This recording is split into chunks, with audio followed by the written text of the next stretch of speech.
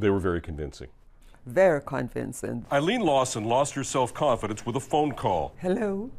Scammers convinced Ilene her granddaughter away at university had been in a car crash, said she was in legal trouble because of what police had found. The loaded gun in the trunk. It was all a lie.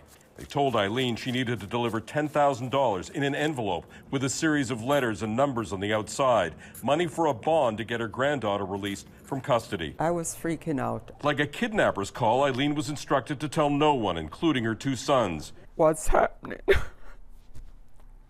And I was really scared.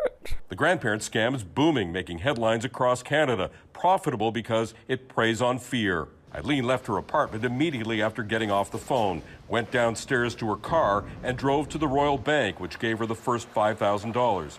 She went to TD next to get the other $5,000. Ilene, had you ever gone to that bank and asked for thousands of dollars in cash before? Never, none of those banks. Under a Canadian bank code of conduct, banks agree to look out for seniors, to ask questions, to try to prevent this kind of fraud.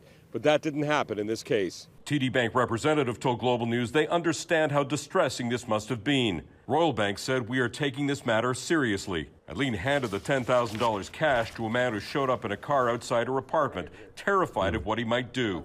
They didn't just steal your money, they stole your trust and your confidence. It's the worst trauma that I've ever experienced in my life.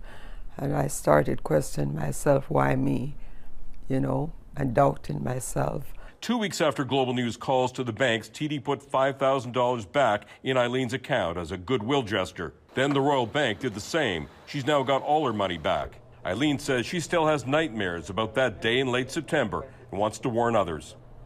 I want to protect other women, Maybe that's my mission. Seán O'Shea, Global News.